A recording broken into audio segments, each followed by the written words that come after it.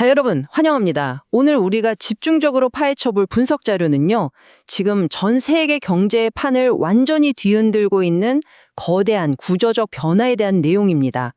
우리가 알던 그 하나의 통합된 시장 시대가 저물고 아주 깊게 쪼개지고 분절된 새로운 세계로 넘어가고 있는데요. 그 거대한 흐름 속으로 바로 한번 들어가 보시죠. 시작하기 전에 가까운 미래인 2026년 초에 등장한 아주 도발적인 질문 하나를 던져볼까 합니다. 규칙이 없는 세상에서 우린 대체 어떻게 살아가야 할까요? 정말 뼈를 때리는 질문 아닌가요? 우리가 그동안 공기처럼 당연하게 여겼던 과거의 규칙 기반 글로벌 질서가 바로 지금 우리 눈앞에서 하나둘 허물어지고 있다는 걸 완벽하게 짚어주는 말입니다. 요즘 가스비 명세서 보다가 혹은 미친 듯이 널뛰는 기술주 차트 보면서 한숨 쉰 적 있으시죠? 이게 다 이유가 있습니다. 이걸 이해하려면 우리는 지경학이라는 새로운 렌즈를 껴야 해요. 쉽게 말해서 국가가 경제, 금융, 심지어 기술까지도 전부 안보와 권력을 위한 무기로 휘두르는 전략을 뜻하거든요. 네, 맞습니다. 경제 그 자체가 무기가 되어버린 거죠.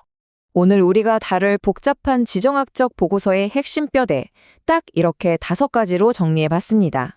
1장 규칙 없는 세상부터 다중가격, 다중통화, 에너지 전환 냉전, 그리고 마지막으로 가장 중요한 내 지갑을 위한 새로운 투자 전략까지 핵심만 빠르게 짚고 넘어가겠습니다. 자, 그럼 1장 규칙 없는 세상, 과거 패러다임의 종말로 들어가 보겠습니다.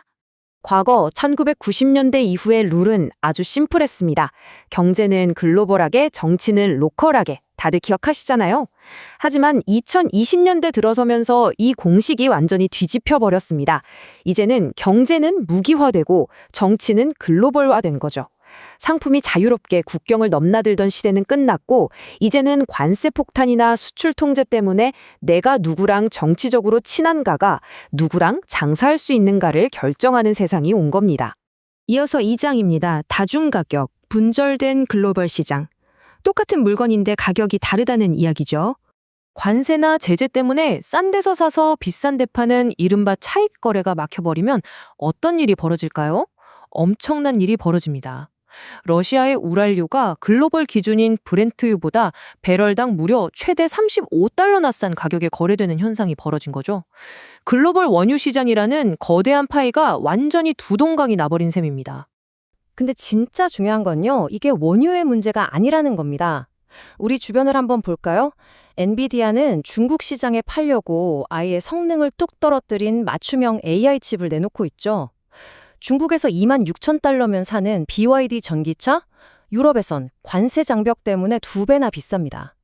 심지어 디스프로슘 같은 히토류는 유럽이 중국 내수 가격의 3배를 주고 사야 해요. 기업들의 글로벌 공급망이 권역별로 아예 새롭게 짜이고 있다는 뜻입니다. 3장, 다중통화와 페트로달러의 퇴장입니다. 글로벌 무역의 가장 밑바탕이 어떻게 흔들리고 있는지 볼까요? 자, 이 타임라인을 쭉 따라가 보면 흐름이 보입니다.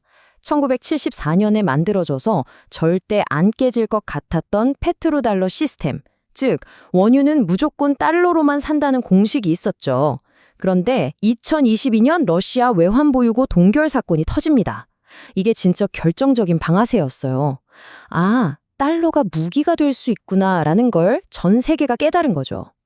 결국 2026년에는 인도 정유사들이 수천만 배럴의 러시아 원유를 달러가 아니라 중국 위환화랑 UAE 디르함으로 결제하는 일까지 벌어지게 된 겁니다. 이런 거대한 전환이 그냥 말로만 일어나는 게 아닙니다.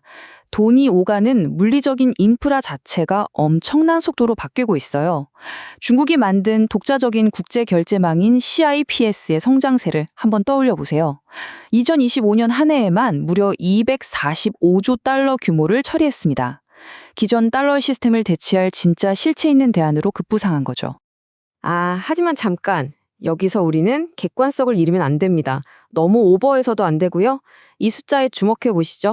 89.2%. 여전히 전 세계 외환 거래의 89%는 흔들림 없이 미국 달러가 꽉 쥐고 있습니다.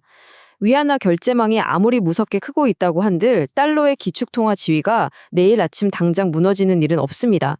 이건 아주 서서히 하지만 매우 구조적으로 진행되는 장기전이라는 걸 꼭 기억하셔야 합니다. 다음은 4장, 에너지 전환 냉전입니다. 청정 기술의 주도권을 쥔 자가 누구인가 하는 싸움이죠.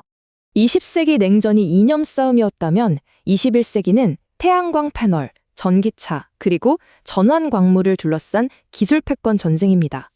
데이터만 놓고 보면 정말 숨이 턱 막힐 정도예요. 중국이 전 세계 태양광 모듈의 80%를 찍어내고 전기차에 들어가는 LFP 배터리 밸류 체인의 98%를 장악하고 있습니다. 청정 에너지 생태계의 판을 거의 통째로 쥐고 흔든다고 봐야죠. 미국을 비롯한 서방 국가들이 가만히 앉아서 당하고만 있을 리가 없죠. 그래서 이른바 디리스킹 프로젝트에 천문학적인 돈을 쏟아붓고 있습니다. MP 머티리얼즈를 키워서 히토류를 직접 정련하고 LG나 포스코 같은 기업들과 손잡고 배터리 소재를 자립하려는 거죠.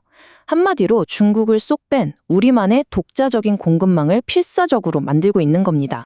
자, 그렇다면 두 진영이 완전히 갈라서는 완벽한 디커플링이 가능할까요? 솔직히 말씀드리면 그건 순진한 환상에 불과합니다. 투자자들과 기업들은 현실을 직시해야 해요. 앞으로 최소 5년에서 10년 동안은 이 두 거대한 기술 블록 사이에서 아슬아슬한 줄타기를 해야 합니다. 이걸 바로 관리된 의존이라고 부르는데 우리는 이 복잡하게 얽힌 이중 공급망 시대에서 살아남는 법을 배워야만 합니다. 마지막 5장입니다. 새로운 질서와 투자 전략. 자, 이제 이 모든 거시 경제의 흐름을 우리 지갑과 한번 연결해 보겠습니다. 지금까지 살펴본 다중가격, 통화 쪼개기, 공급망 중복 투자가 겹치면 결국 어떻게 될까요?